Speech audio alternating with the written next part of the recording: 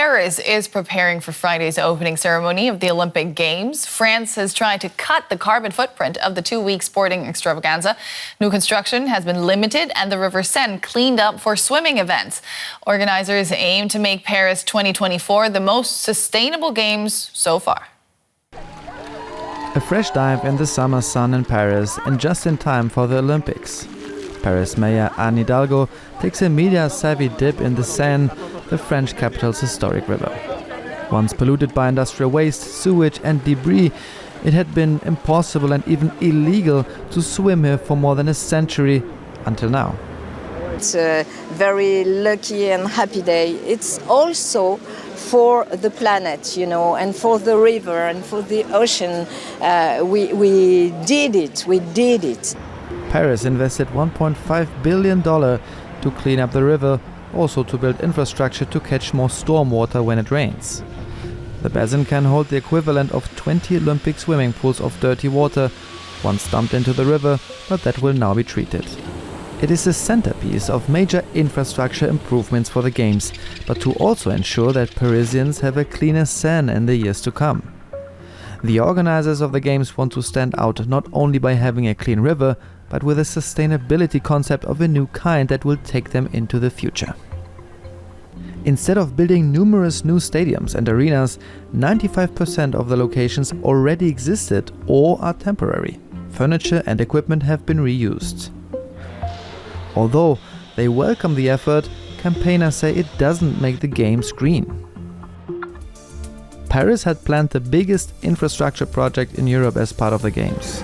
Several metro lines were due to be built to transport millions from the metropolitan area into the city, faster and in a more climate-friendly way, a promise that has not yet been kept. So far, only one extension of a line needed for the Olympics has been completed, and local transport tickets prices will double during the Games. Experts say that monitoring the Olympic Games footprint, as is being done in Paris with the aim of making them more sustainable, is essential to go green.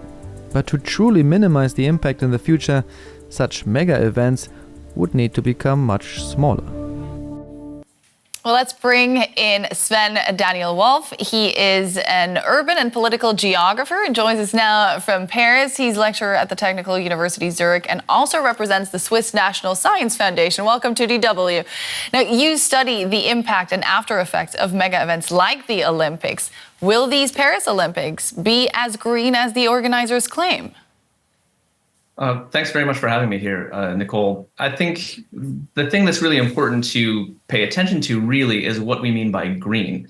There are certain aspects of the organization of these games that are really important and need to be celebrated, but that doesn't mean that they are truly authentically sustainable in ecological or social or economic terms. So what we need to do is look beneath the discourse and examine, I think, the reality. Let's look at one of the realities and one point that is often brought up because venues and stadiums are often only built for these mega events and then left to decay. Now, Paris has an approach of mostly reusing already existing structures or building temporary ones. Do you see that as an example to follow?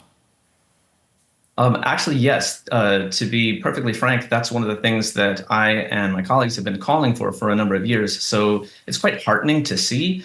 Paris will not see, most likely, the kinds of white elephant structures, these empty carcasses of stadiums that previous mega event hosts have suffered from. And that is only to the good. So I think we do need to underscore the importance of those reforms and continue. That said, there are costs. For example, when we say temporary infrastructures, that means that those are being used, like, say, the public park, the Champ de Mars in front of the Eiffel Tower, is turned into a lovely venue for beach volleyball, but that means that local residents are not able to use their park. So it brings up interesting questions of who the city is for and who the games are for. So there are still costs under this spectacle, and I think it's important to remember that even as we celebrate the progress that's being made.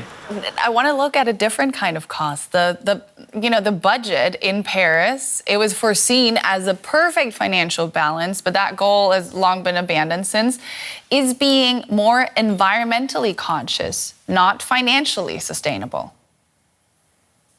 That's a very good question, and there are always trade-offs when you try to organize anything, but especially an event of this size and complexity.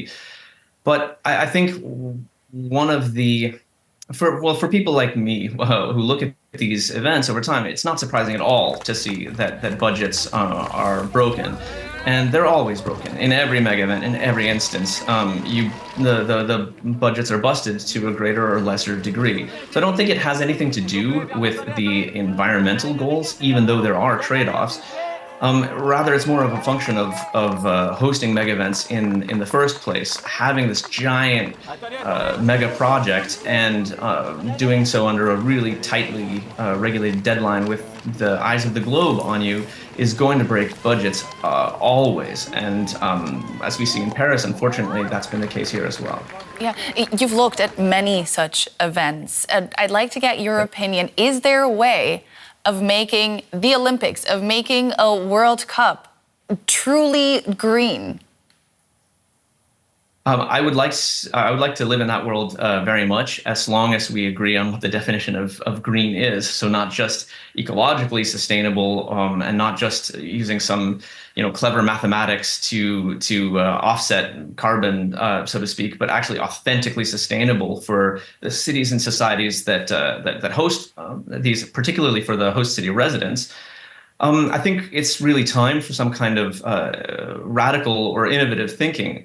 We could keep the very best of the games, that togetherness and that sort of magic atmosphere that they bring.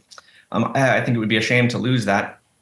But at the same time, I think it's important to remember that we are living in an era of crisis that requires bold decisions. So we do need to shrink the games. We do need to continue using existing infrastructures, which probably means limiting the games to a set number of cities. But we're a clever species. We could also come up with new ways of hosting. So, for example, a cultural host in Paris, for example. So we could have Ecuador hosting cultural events in Paris the next time the games come here to Paris. I think it's just important to remember that we either change the way we do things with these games or the biosphere will change them for us. That was urban and political geographer Sven Daniel Wolf joining us from Paris. Thank you so much for all those very interesting insights. Thanks a lot, Nicole.